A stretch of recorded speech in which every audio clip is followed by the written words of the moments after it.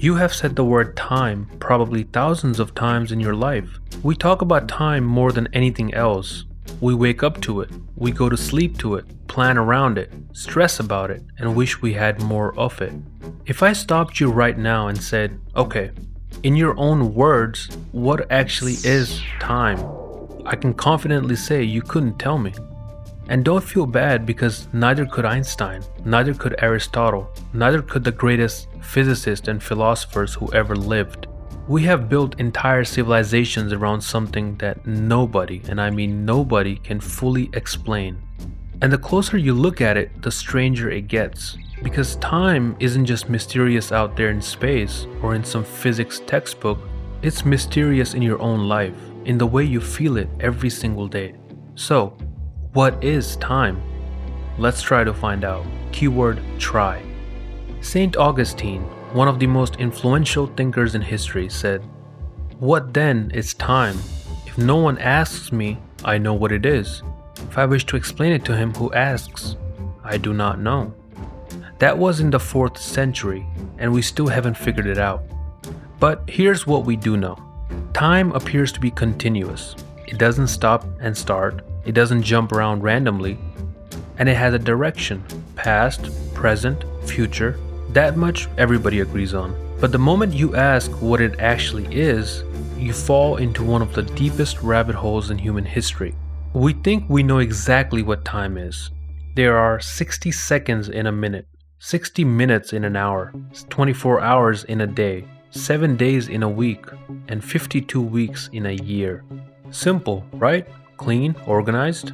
We built clocks, we built calendars, we built entire civilizations around this system. But think about how wild that actually is for a second. You know what 10 minutes feel like when you're running late for work? It feels like nothing, like sand slipping through your fingers. You can't catch it, you can't slow it down. And you know what 10 minutes feel like when you're waiting for food at a restaurant and your phone is dead? It feels like a lifetime. You're checking the clock every 30 seconds. You start noticing the ceiling tiles. Same 10 minutes, but completely different experiences. And here's something that'll really hit you. You've heard people say, "I don't know where time went." Maybe you've said it yourself. A whole year passes and it feels like 3 months. You think back to the last January and it feels like last week. I know for me, I remember being a kid, summer just started, and 3 months felt like it would genuinely never end. And I know you felt that too, that time felt like it actually belonged to you. The way you experience it is almost entirely in your head. So when we say what is time, we are actually asking two separate questions at once. What is time physically, and what is time to us? And the answers are not even close to the same thing. There are two big camps when it comes to time, and they couldn't be more different. Camp 1, presentism. This is what most people intuitively feel. The present is real, the past is gone, the future doesn't exist yet. Time flows like a river, always moving, always forward. Camp 2, eternalism. Eternalism says the past, the present, the future all exist equally, right now, simultaneously. Think of it less like a river and more like a road. You're standing on one section of it, but the road behind you and the road ahead, they are still there. They are real. You just can't see them from where you are standing. The word present under eternalism isn't a special state of reality. It's just a reference point, like the word here. Here is real to you, but here, somewhere else, is equally real to someone standing there. Now, here's where it gets interesting.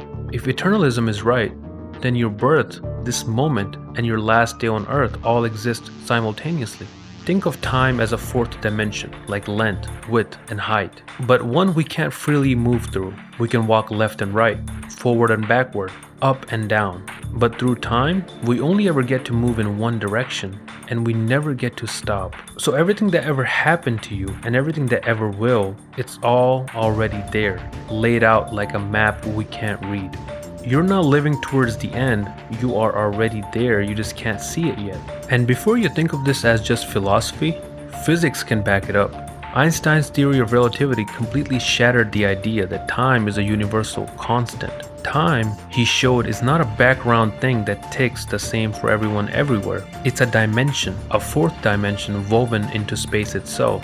what physicists call space-time. And just like space can bend and wrap, so can time. Time actually moves slower near massive objects like black holes. And even here on Earth, a clock at sea level and a clock on a mountain runs at slightly different speeds. Two people moving at different velocities can genuinely disagree about what happened first. And neither of them is wrong. Time is not a ruler, it's rubber. It stretches and squishes depending on where you are and how fast you're moving. So the clock on your wall is not measuring some universal truth, it's just measuring your slice of the time, your frame, your reference point. Hey, if you've enjoyed watching the video so far, please like the video. It means a lot to me and it helps the channel. And subscribe for more videos like this. Thanks. Okay, so physics tells us time is weird, but here's what's even weirder. The way we feel time in our daily lives doesn't even match the clock on the wall. And to understand this, you need to know two words: prospective and retrospective. Prospective time is time felt right now, in the moment, as it's happening. You are living it. Retrospective time is time felt in memory, looking back on how long something felt. And these two almost always contradict each other. Think about being stuck in traffic. Every red light drags. Every minute feels like forever. That's prospective time being slow. Now think about the last time you were somewhere you actually wanted to be. Good people, good energy, everything just clicking. Hours vanished. You looked up and the whole night was gone. And you didn't even care. That's your brain fully alive, fully in it. Time flies because your mind is too busy living to count the seconds. But here's the twist. When you look back on the traffic, that slow grinding hour, it barely registers in memory. It's almost nothing because nothing meaningful was stored. And when you look back on a great day, an adventure, a trip, something new, that day feels long in memory, rich and full, even if it flew by in the moment. The brain doesn't measure time, it measures memories. This is why time felt so much slower when you were a kid. When you are young, everything is new. You're learning to read, learning to ride a bike, meeting new people, experiencing things for the first time. Your brain is creating new memories constantly, building a rich, detailed archive. 1 year at age 10 represents 10% of your life. It's enormous, dense with new experiences. But by the time you are 30, 1 year is only 3% of your life. And somewhere along the way, your days got a routine, and that routine became invisible. And invisible things don't get remembered. The brain stops making as many new distinct memories, and so when you look back, those years compress, they blur together, and it feels like time sped up. It didn't. Here's a part that should genuinely concern you in today's world. Think about how much time you spend on your phone, scrolling, watching, clicking from one thing to the next. It doesn't feel slow in the moment, does it? It's stimulating enough to keep you hooked. Notifications, short videos, endless content. So prospectively, time just disappears without complaint. But here's the problem. When you look back at it, that time is gone. Not compressed, erased. Because scrolling generates almost no distinct memories, no moments that stand out, no growth, no story. So when you reflect on your evening or your weekend, or honestly a big chunk of your year, you realize that time doesn't even feel like it happened. There's nothing to look back on. No archive was built. And this is what Michael from the YouTube channel Vsauce called the TV paradox. And it applies perfectly to phones. Mindless screen time burns your time on both ends. It feels short while you're doing it, and it feels short when you look back. You lose it twice. Think about that at the end of your life, looking back on thousands of hours spent scrolling.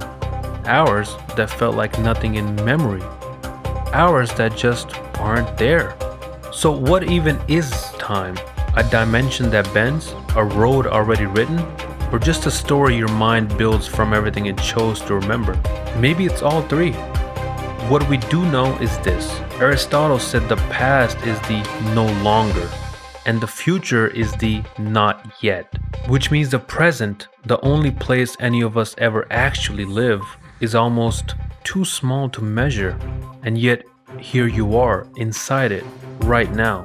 You have a finite number of days, but the length of your life, not in years, but in felt experience, is almost entirely in your hands. So, Fill your time with new things, uncomfortable things, novel things, adventures, conversations that matter, moments that build memories. Because when you look back from the end of that road, you don't want to find that most of it was empty. Time isn't just something that passes, it's something you build. Or you can keep scrolling.